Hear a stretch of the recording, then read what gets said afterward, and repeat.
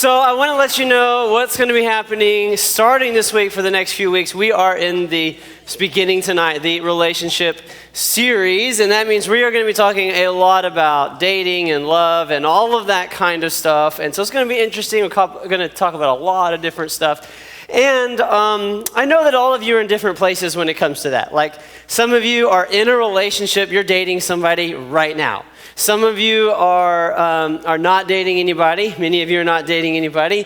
Some of you have actually maybe even had a prayer or something that went like this with God, like, Lord, right now I'm not going to date anybody. I'm going to give this season of my life to you. And some of you made that decision, like I'm just going to, not worry about that. That'll be for later. Some of you had the opposite prayer, right? Dear God, please let me date someone before I die. Like it's just anybody, God. They don't even have to be cute. All right, that'd be preferable. Okay, no, hopefully that's not your prayer. We all have different areas. Some of you are not allowed to date, right? You're not your parents like, no, not yet. And some of you, you've been dating since you were 8. Okay, so I know we've got all the different areas. And so we're going to talk about stuff that's going to be relevant for you, but most likely in your life at some point, you'll be in a relationship. And you're like, oh, really? Yeah, most likely at some point that's going to happen for you, maybe in the far future, maybe in the near future. I don't know. It depends on what part of your life you're in. And we've got quite a wide range of ages in here. So we're all in different places, but no matter where you're at, okay, this guy-girl thing, relationships, okay, here's one thing that's true for you, is that relationships can be complicated, okay? They can be very complicated. Some of you are like, yes, they are, okay? They can be really hard, even if you're not dating somebody, okay? Because you are still having to be friends with people that are of the opposite sex, you know what I'm saying? And that is complicated because what happens when you're hanging out with your friends and all of a sudden this person who is your friend has a crush on you and you don't have a crush back. You know what I'm talking about? Have you ever had this happen? It's extremely awkward. In fact, I was hanging out with my friends one time. There's a group of us. We're all hanging out. We're doing all this stuff. And there's a girl in our group. And I don't know. Apparently, she liked me. I didn't like her back at all. Okay? But somehow she got the impression that I liked her. Okay? And so here we are. We're hanging out. And I'm just standing there chilling, cool. And all of a sudden, I feel another hand come into my hand like this. And I look and I see who it is, and my brain I look down at my hands and okay. I was like, I didn't do it out loud, but that's what I'm thinking. I'm like, what do you do in this moment? Because, okay, I don't want my friends to think I like her. Okay, I don't want anyone to get like, oh, did you see them holding hands? So I got to do something quick because people are going to notice. But I also don't want to be like, ew, because I'll break her heart, and embarrass her in front of everybody. And so I'm like panicking here right now, and I look around, a pencil. And I literally went, a pencil! And I take that pencil, I'm like, oh, I got a pencil. I'm done. I avoided her for the rest of the time I ever knew her. It was so bad. Okay, but it can be complicated. Like, what do you do in these things? Okay, guys, would you agree that girls can be confusing? Yes! The girls are nodding their heads. We are very complicated. Okay, girls, would you agree that guys can be stupid? Yes! That was, the guys are like, guys, we know it's true. If you put 10 guys in a room with just guys, something will get broken. There will probably be blood, and it's going to stink. I just know that much. It's not going to smell good. It would repel women, okay? So it's complicated. That's the way relationships are, and we want to maybe figure out some of those complications. Here's another thing. It can be a little scary, okay? Maybe you're not a nervous person like I was. The first girl that I asked to be my girlfriend, for real, not in a letter, check yes or no. I did that in elementary, but actually called a girl and asked her to be my girlfriend. I was so nervous. I literally wrote out everything I was going to say on a piece of paper. And when I called her, my heart was just I was just scared about everything. In fact, when I remember the first time I was going to hold hands, and pretty much every time I held hands for a while, I got so nervous my hands would get all sweaty. Does that happen to any of you? Okay, but you're thinking normal sweaty. My hands were like, would you like to hold my hand? And I'm like, oh gosh, it's dripping. I'm so nervous. And I did come up with a little strategy for you guys who have sweaty hands, okay? This is what you do. You put in your pocket right? A tissue, right? Or a what do you call it? Paper towel. And so before you hold hands, you just reach in your pocket, dry your hand off really good, and then you're ready to go, all right? You're all nice and clean. So that's a nice little strategy there that you can try out. Y'all need that paper towel because I slung the water off you? Okay, so maybe it's scary for you. Maybe that doesn't intimidate you at all. And you just do it through text, and it's not even scary at all. But anyways, okay. And here's the sad part is they can't hurt. They really can. And some of the hurt, is maybe a small hurt. You know, it hurts for a week, hurts for a couple weeks, and you kind of get through it. But there is oftentimes some hurt, and this is really what I want to talk about. What we're going to talk about is there is some hurt that can be a lasting hurt. And if we do certain things wrong and we mess up certain things, some hurts can last much longer than just a few weeks, a few months. There are even some things that you can do now that you could regret and sense hurt from way into your future, even until marriage and later. And so we want to make sure that we avoid some of these hurts. In fact, I like to say it like this. Dating is kind of like a minefield. In case you don't know what a minefield is, okay, back in the day when the military would have like an area, say there was a field, okay, this is a big grassy field. Okay, there's a field that they don't want an enemy to come through. They would plant mines, explosive devices under the ground. And if you step on one of those, you're walking through, you don't know that they're there, like, and then boom, okay, and it blows off your leg, okay, or, maybe it boom, blows off your arm over here, okay, and so you're kind of probably dead, okay? But, if you live, you're missing parts, okay? And I have known high schoolers, okay? By the time they're a senior, they're basically like hobbling around with no arms and no legs relationally. And finally they meet somebody they're good, they're like, want a hug? It's like really awkward. Okay, and because they're so messed up, like from all of the harm and all the things that's going on. And there are a lot of potential mines in relationships. There is a lot of things that you can step on and will cause you a lot of hurt. And so we want to discover how to avoid some of those hurts, because the last thing I want to say is relationships can be fun. And they really can be, if they're done right, at the right time, in the right place, with the right person, and a lot of details and a lot of stuff. But if you get all that stuff right, they can be fun. And so, and healthy, and good, and happy, and all of those things, and that's how God created it. And here's kind of a neat thing. Whenever they make a minefield, okay, in the military, they often will make a map. Because what if they need to go through that field? So then they can take this map and they can go, okay, here we go. 3 steps, 1, 2, 3. Now don't go, no, there's a mine there. And then they step, okay, and 1, 2, okay. And they can avoid the mines. And I want to help us maybe get a map to get through the minefield. And by the way, the map is not found on your friend Google, right? Google. That's not the right place to get. You're okay, how do you do this? Okay, you're gonna probably get some really stupid advice there. You're not gonna find it on Snapchat stories and things like, okay, ooh, that's the 5 ways to get it. Okay, that's not the key. Okay, I'm gonna give you some better stuff than that, some actual stuff to get us through that minefield so that we can live this stuff. And this is what's really cool to me.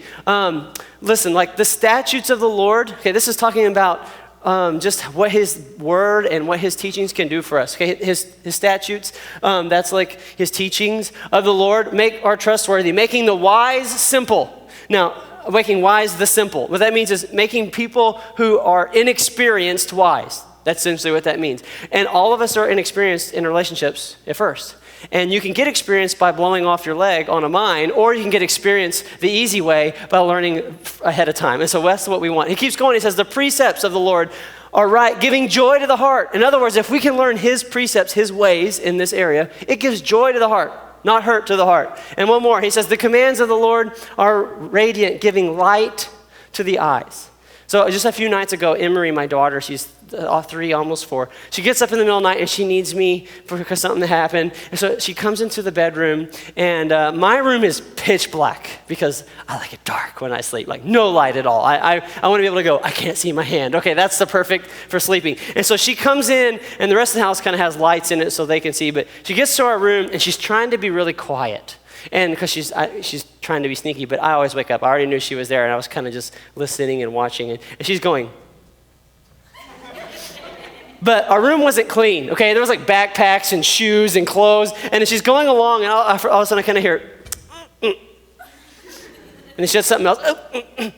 And she starts getting frustrated. I finally hear her going, okay, and at this point, I decided I'll get up. And so I grabbed my flashlight on my phone, I turn it on, and then the second I turn it on, she just runs around to my side of the bed because she could see the backpacks and the weights and the shoes and whatever else was laying around on the floor, okay? She could see all that stuff and she could get around. And that's what I'm saying, okay? The commands of the Lord, they will light up all the stuff that your friends are running into and falling over and crying about because the relationship went so bad.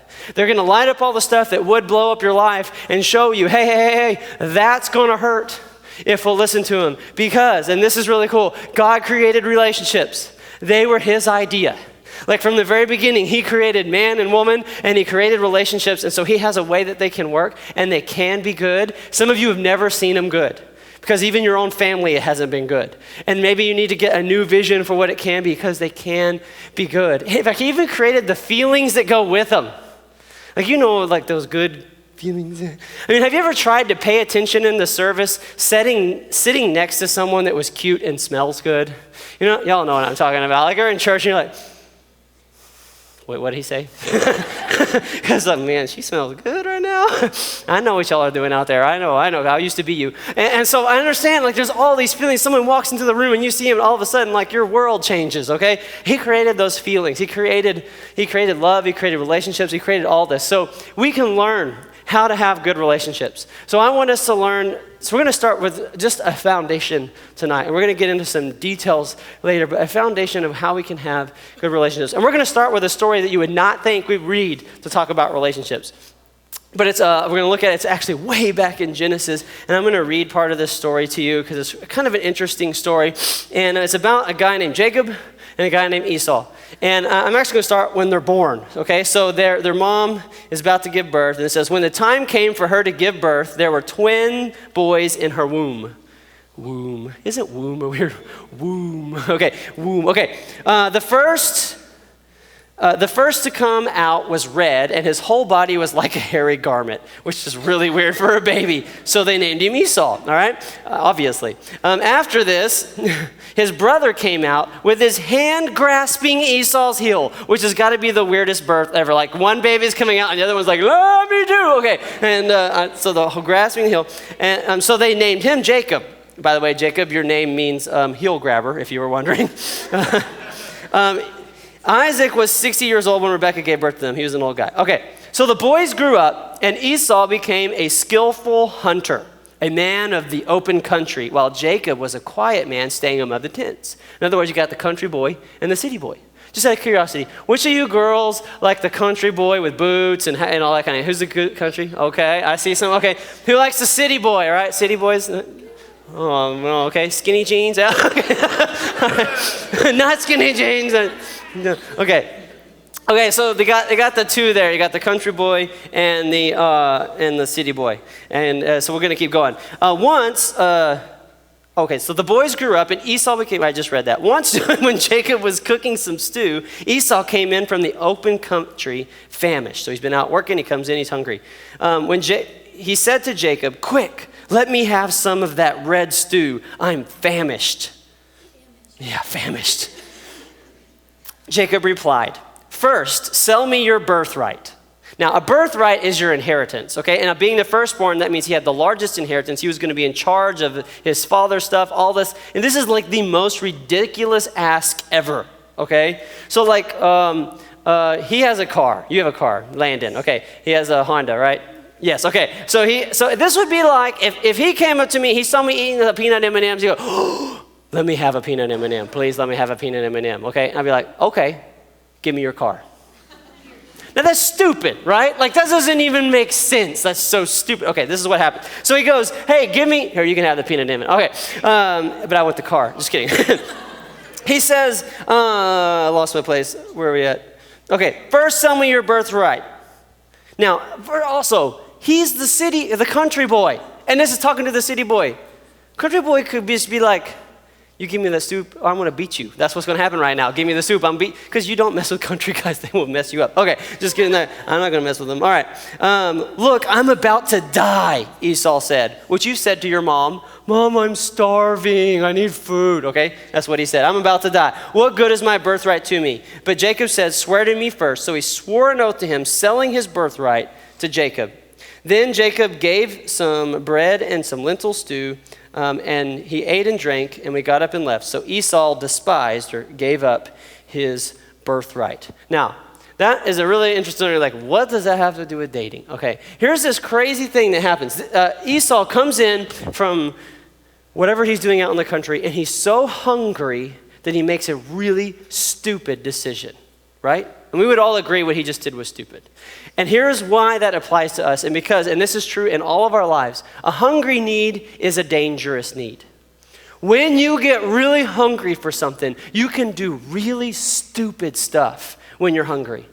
Now, I'm not just talking about food, because we're talking about relationships. And this is so true in relationships. And that many times in our lives, we get so hungry for something, so hungry to maybe not be alone, or to be in a relationship with somebody, or to be with this person, or to stay with this person, or to experience something more, or to feel something. And we get so hungry for something that we do something that we never would have done. We date somebody that we never would have dated. We get involved in some activity with them that I never would have done before. Why? Because I have this hungry need, and hungry needs are dangerous needs in our life. And we're pressed from every single side to be in a relationship, aren't we? Like, even if you don't want to, like, every song that's popular is about relationships. I mean, all of them pretty much. Every movie has a relationship in it pretty much. I mean, it could be all about stuff blowing up and aliens coming down, and yet the hero is like, oh, she's pretty, okay? And it's like everything is that way, and everything is talking about it, and your friends are talking about it, and it's like, oh, I'm supposed to be doing this. And it creates this need inside of us that, if we're not careful, can cause us a lot of harm. So we're going to read one more story. This time I'm going to put this one on the screen for you. But this is one more story about somebody who did this, who was empty and went about trying to fill herself up the wrong way. And I think it probably caused her a lot of pain. And so one day Jesus is going along, and he went to get some water, okay? Now, they didn't go to the water fountain or get a water bottle. They had to go to a well. They dug wells. They got water out of it. And so they're sitting there. He comes to get this, and he's talking to a woman who was also getting water from the well. And she was getting well. She was sick, and now she's well. But she was also getting water. And so they start talking, and I'm going to kind of hop in right in the middle of their conversation. It says, Jesus answered, "Everyone who drinks this water will be thirsty again," which is kind of like, duh, right? Like, you've all had a lot to drink and you're still thirsty, okay? Like, one time do you ever like see how much of your free refills you can get? Like, I was at Chili's one time, I drank 7 cups of Dr. Pepper, and my tummy hurt, but I drank as much as I could because it was free. And I still was thirsty later. What do you know? Like, I started to drink again. That's what Jesus said. Okay, I don't know why I talk so long about that. But whoever drinks the water I give him will never thirst. Now, is he still talking about H2O? No, he's talking about something else now, all right? Indeed, the water that I give him will become a spring of water welling up to eternal life. This is like something big. This is like something that fills you up and makes you feel satisfied and whole. The woman said to him, "Sir, give me this water so that I won't get thirsty and have to keep coming here to draw water." She doesn't get it at all. She's like, "Oh, I won't have to walk down here and put the bucket down there and build it up and then carry it back to the house all the time. I'll just be full, no more water." She's got it completely messed up. So he's going to dive right into the heart of the matter. Remember, he's talking about being that empty inside us, being filled up, no longer being thirsty. So he says to her this. He goes, "Go call your husband and come back." "I have no husband," she replied. He said to her, "You're right when you say you have no husband," which she would probably think, of course I'm right. Like, I would know if I had a husband. Okay, he keeps going. "The fact is you have had 5 husbands, and the man you have now is not your husband. You're just shacking up, all right? What you have just said is quite true." He's like, hey, I know what's going on, okay? And where we go, remember, he's showing her what this thirst thing. He's showing her that she is thirsty inside. And what has she been doing? She has had this emptiness inside of her. And so she got married. And that didn't make her feel complete. And so she got someone else. And then she got someone else. And then she got someone else. And then she got someone else. And I don't know if the next guy was just like, I'm not doing it with you. I'm like, we're not getting married. I've seen what happens, okay? Or maybe, she's just trying something new. But she has tried man after man after man. And he says, this is why you're thirsty. Because, listen, and this is true for all of us, relationships are not meant to complete you. Relationships are not meant to satisfy your longing inside. Relationships are not the thing that are meant to bring you your ultimate happiness and joy and peace in your life. That can only come from a relationship with Jesus. In fact, just think about this, okay? And this maybe should be obvious to you. If you take a single person who is angry and you put them in a relationship, do they just stop being angry?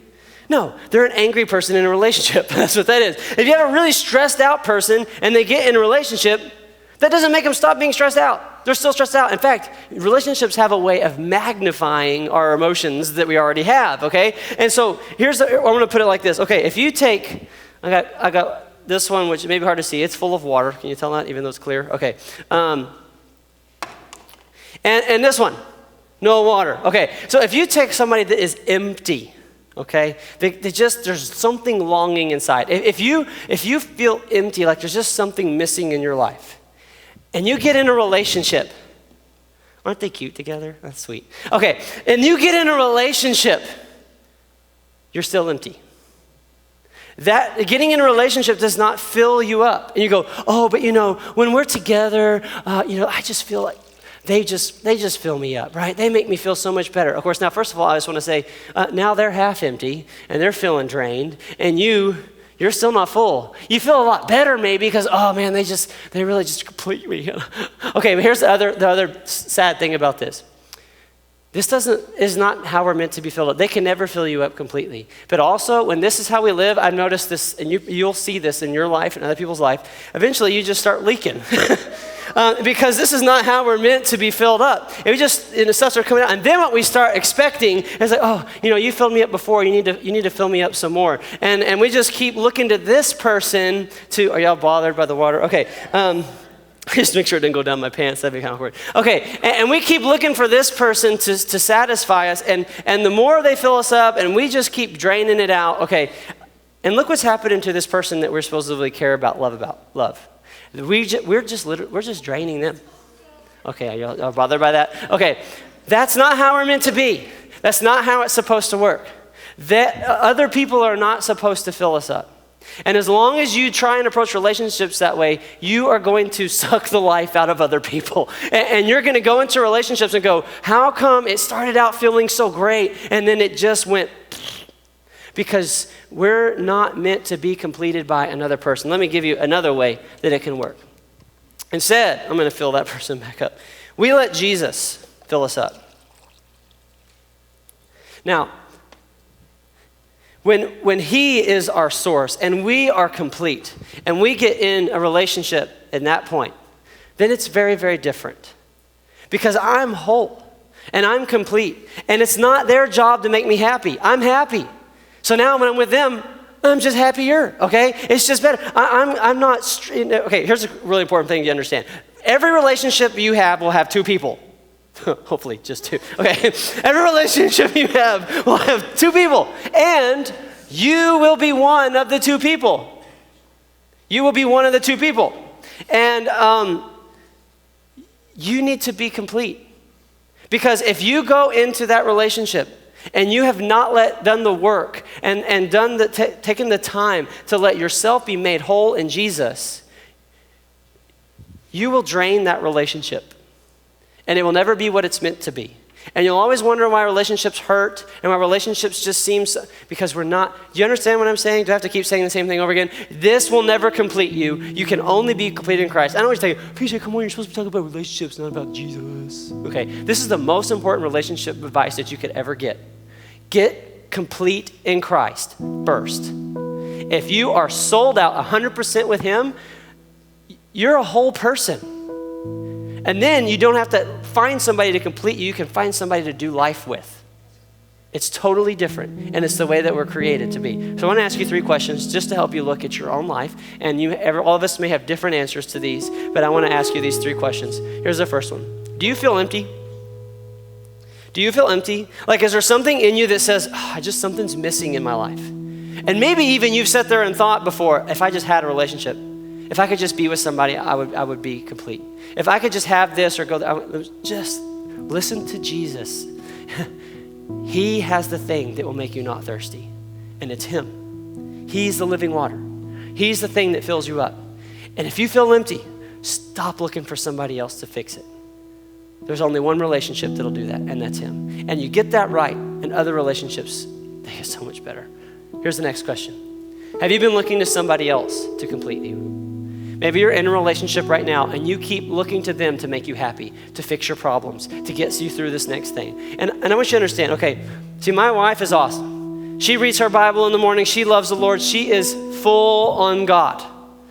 That doesn't mean she never has a bad day, right?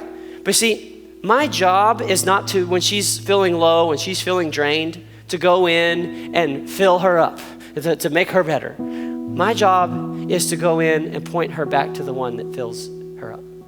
See, when I come in and I'm having a bad day, sometimes, I just want to sit with her and just, be there together. But ultimately, it's not her that's going to make my stress go away. It's not her that's going to make me happy when I'm feeling gloomy. It's God. See, I don't want to put that pressure on her.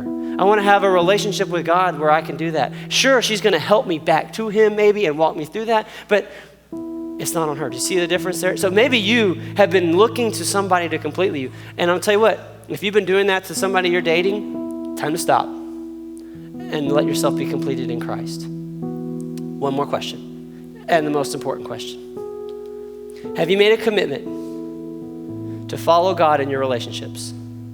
If you're a believer, now if you're not a believer, I know you won't want to do this, okay? But if you're a believer, have you made a commitment to follow God in your relationships? To say, God, whatever you want me to do, however you want me to do it, whenever, all of that, that's what I'm going to do.